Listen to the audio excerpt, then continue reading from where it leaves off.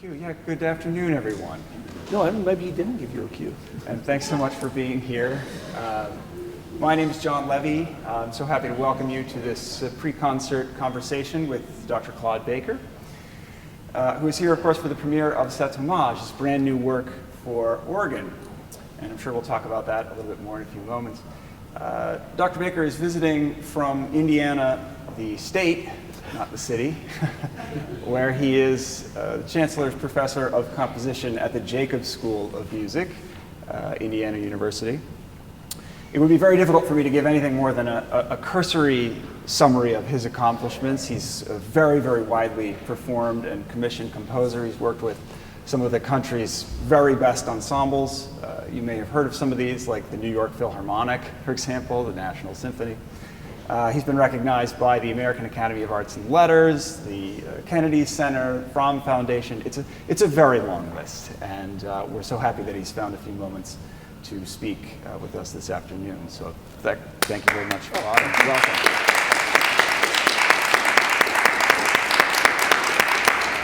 I do have a few questions myself, but we're planning to open it up to you in a few moments. So if there's something you'd like to ask Dr. Baker, please be my guest. We could start, I guess, with early experiences and so forth and training. But before we get to that, maybe long drive over from Indiana. Did you have some tunes on? What are you listening to these days? Anything interesting? I don't have the radio on or the CD player when I drive. I prefer to nap when I'm driving. So you set cruise control, and it just takes you right there. And I wake up in Indiana. It works out perfectly. Okay, so not bad at all. All right. Composition, when you were young, early musical training, when was it that you knew you wanted to become a composer? Well, actually, it was quite late. I was a junior in college, and I was a theory major. So as part of the curriculum for this particular degree, I had to take composition. It's not something I particularly wanted to do, to be honest, at that time. But very quickly, I was hooked and entered my senior year wanting to change my focus to composition rather than theory.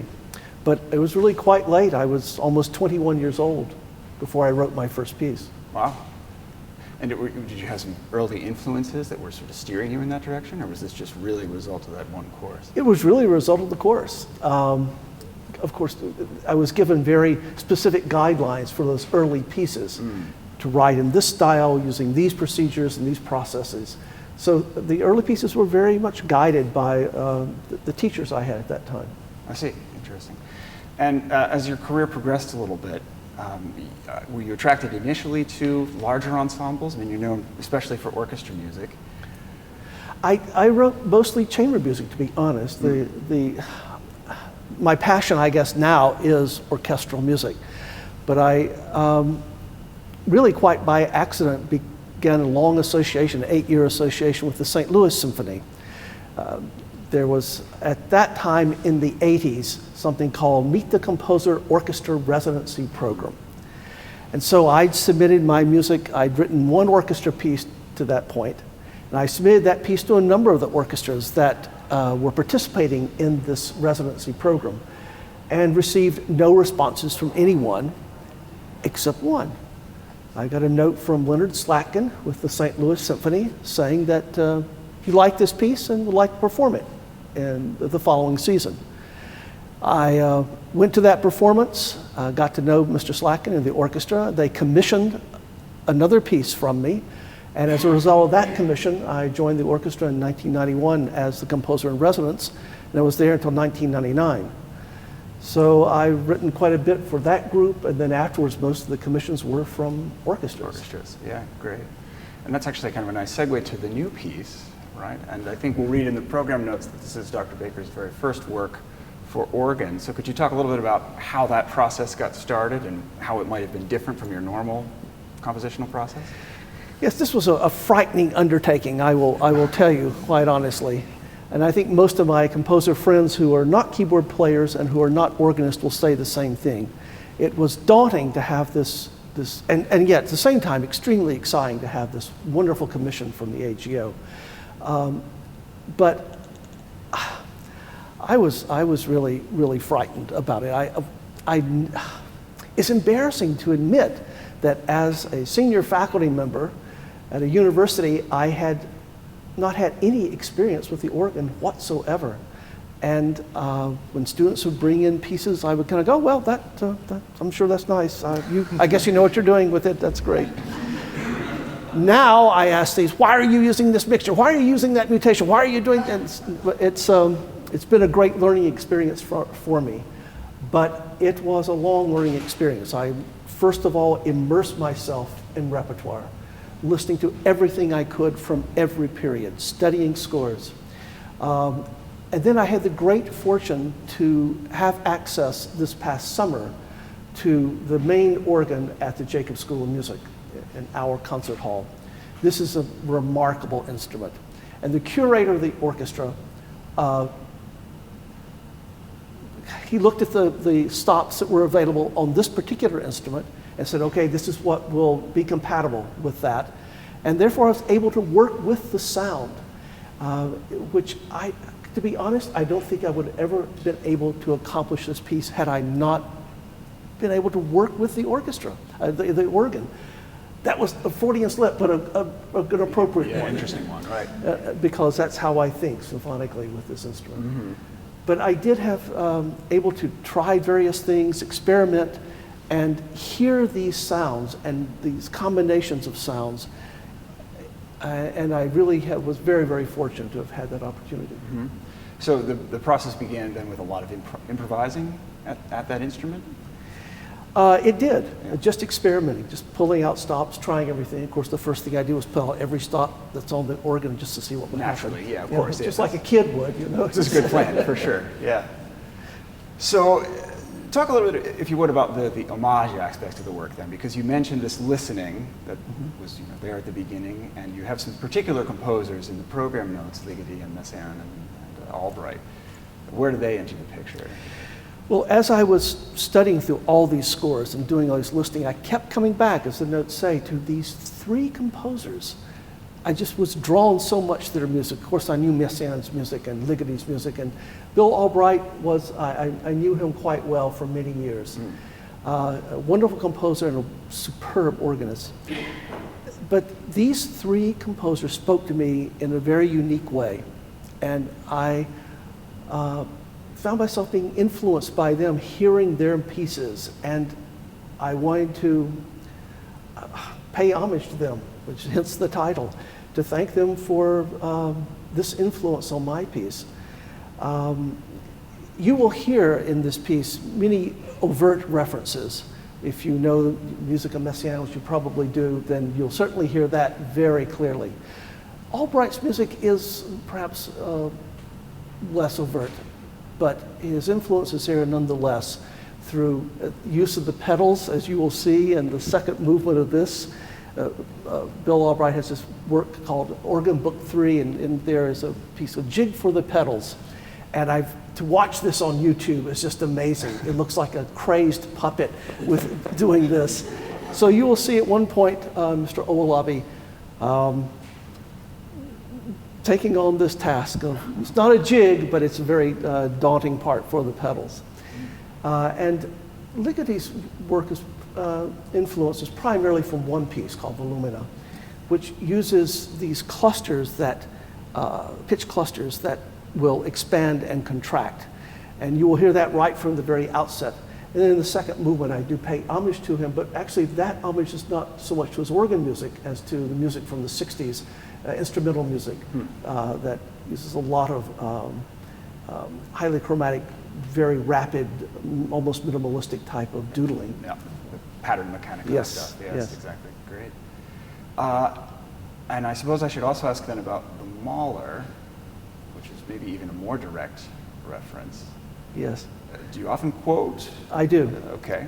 I use quotation a great deal in my music. I'm a highly referential person. I tend to pun a lot, and I make reference to all sorts of things in pop culture when I speak.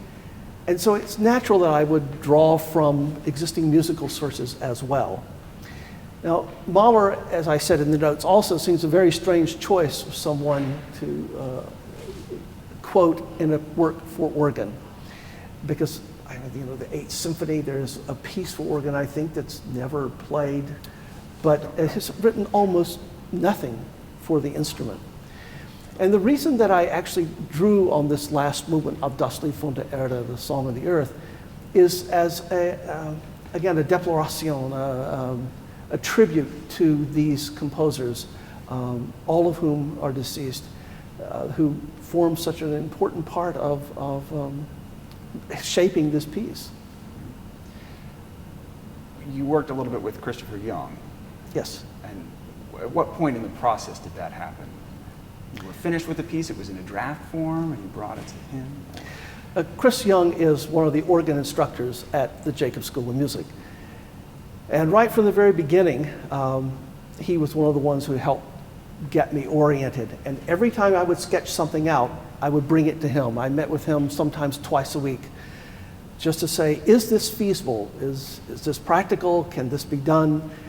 And he would always say the same thing. Well, it's hard, but they have to practice, so that's the way it goes. They have to practice, that's just it. You can blame him. It's entirely his fault.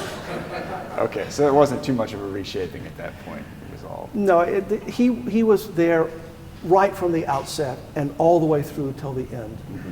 And certainly said that this would be easier if perhaps I did, but he actually made some things much more difficult than I had intentionally originally planned.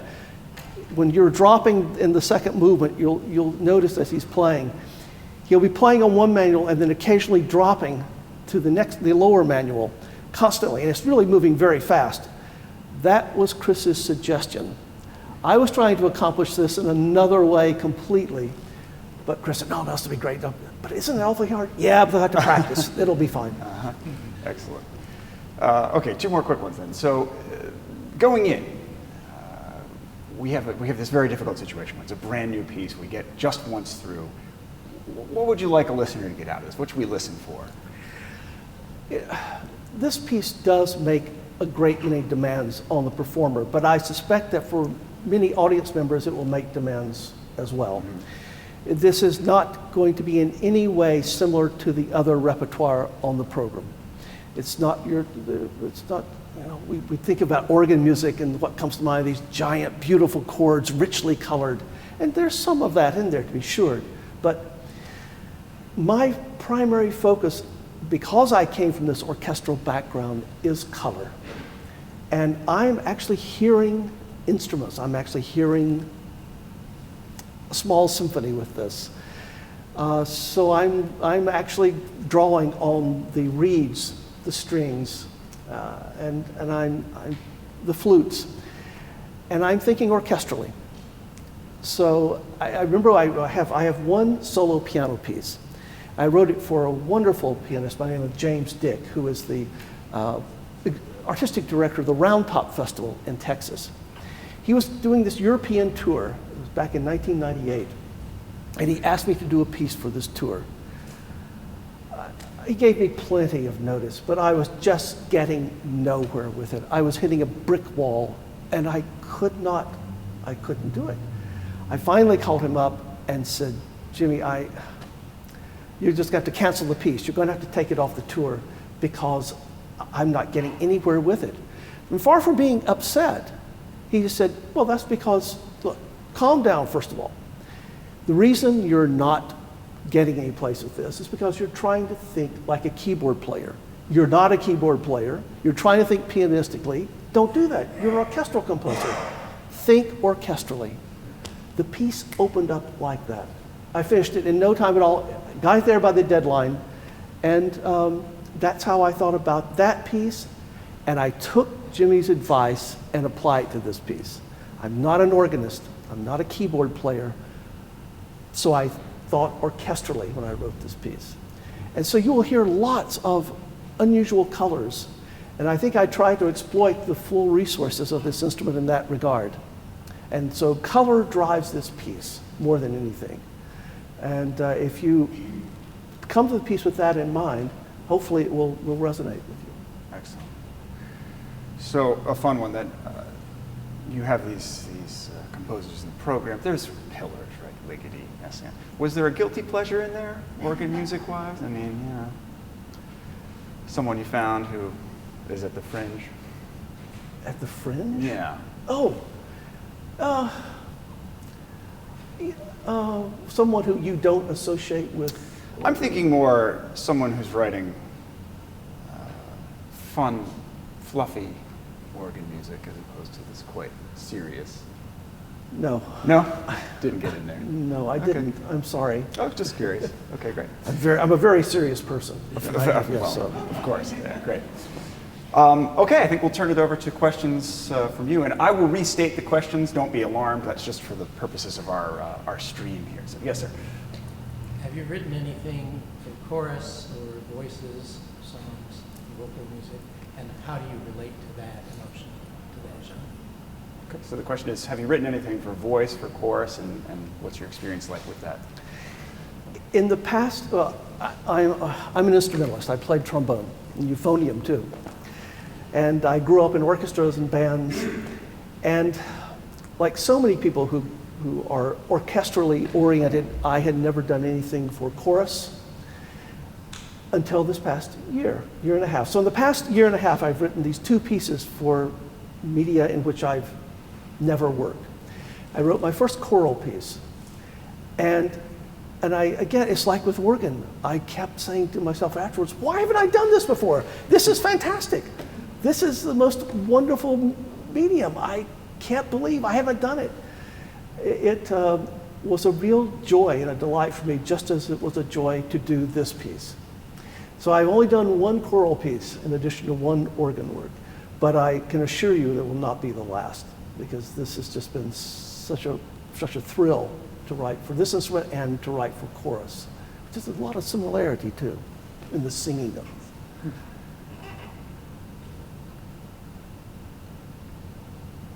Other questions? What was the text? This was actually based on a madrigal of Monteverdi, the Orche il cielo e la terra. All heaven, all nature is at rest. I guess is a quick translation of it. And the poet is Petrarch.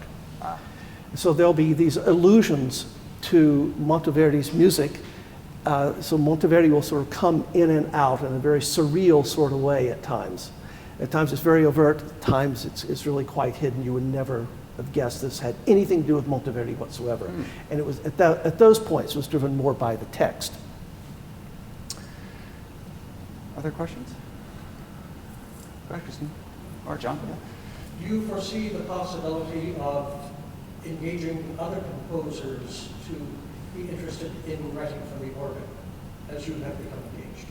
So the question is, do you foresee the possibility of engaging other composers to write for the organ, much as you have done? Absolutely. First of all, you should know that this Pogorzelski Yankee Prize has really caught a lot of attention nationwide. So many composers that I know, professional and student composers, are talking about this competition. And they want to write for this, but they're, like I, have a lot of trepidation. They're frightened of the instrument. And they don't have access to the organ. And I think that that's an issue too. Most of us don't have access to organs, and you need it when you're taking on an organ piece for the first time. But yes, I've talked with a great many of my colleagues in the field about doing a piece for organ and about this competition and about the wonderful opportunity given by the AGO. We've initiated this year at Indiana, the other Indiana, Bloomington, a program with something called Hammer and Nail. This has been going on for decades, where we pair a student composer with a student performer. And at first it was guitars, then we moved to harp, then we had dancers for many years, and this is the first year that we've paired student composers with student organists. And the composer is supposed to work closely with the organist, writing a new work, a short piece, around 5 to 7 minutes. that all these pieces will be premiered next month, April 11th, I think. And that's been a really exciting thing for our students. Here again, we do this to awaken them to the possibilities of instruments that they don't normally write for, or to deal with some dancers. We don't get that opportunity very often, too. So I think we're doing all we can to spread the gospel of the organ. Which one was the hammer and which is the nail? Yeah, we don't know. You don't we specify? Never knew. Good, okay. That's probably safe. Yeah. Christine? So the number of movements, aside from the length of the duration of the piece as a whole, what inspired you to choose the number of movements that you did? Just curious from an architectural standpoint. Yes, the question is, what is behind the large-scale structure of the piece, the number of movements? But when I decided that I would use these three composers, to pay homage to these three composers and these three central movements, it just seemed kind of strange to have a three-movement piece for some reason. I don't even know why. But I wanted to find a way to get in and out of those movements seamlessly, so that you through these transitional passages, the glue of which is the Mahler, the Der Abschied, the farewell. And you will hear those references to Mahler in each of the transitional passages. But you'll also hear references to all three of the other composers as well. If you know their music, you'll say, okay, I see what you're doing there. And if you don't, that's fine too. It doesn't matter one whit. But it's just the architecture I came up with, to have a seamless whole where I got in and out of those three central movements through using material that is common for all the transitions. Go ahead. Go on. So you had some help from colleagues basically telling you what each stop was, or how it was equivalent to the stop that you had access to on the hour hall organ. When you heard the piece for the first time here yesterday, was the result fairly close to what you expected, or were there some surprises? Because every organ is indeed very unique. So I was just curious how you responded to hearing it the first time yesterday. Great. So based on your experience with other instruments, was the first hearing here at IUP similar? Not initially, no. It was quite a bit. It was not markedly different, but there were some differences. Some stops were much softer here than the stops I work with at Indiana. Some stops were a little louder, which I didn't expect. And I was warned about this, of course, by the organist with whom I worked, that there's no way that you're going to get the same results. Trust the performer. The performer will do things to get what you want, given the registration that I provide in the score, which is very explicit. And Mr. Owolabi did exactly that. At one point he came in and said, this 2-foot stop we're using is just too soft to balance with the other material that you have. Therefore, I've had to do this. And it's worked out quite well. So adjustments, this is something else that as an orchestral composer, I'm not used to having to do. You go into an orchestra, everything is done, set, forget it. There's no way if those players are going to change anything. That's the way it has to be. After the performance is over, you can change it. But with organ, of course, you have this great possibility to be flexible. And you can do different things. You have to do different things from what's on the page. And that was something I had to readjust my thinking to. That it's perfectly okay to trust the performer, give it over to the performer, and let that performer shape the piece in accordance with the basic directions that you've given. And he's done a fantastic job with it. I think we might have time for one more. There is one. Okay, well, I can speak for myself only, but I'm sure I speak for everyone else, saying that I'm really looking forward to the piece. Can't wait to hear it. Can't wait to hear Cole play it. But thank you so much for talking with us a little bit. Thank you, and thank you all.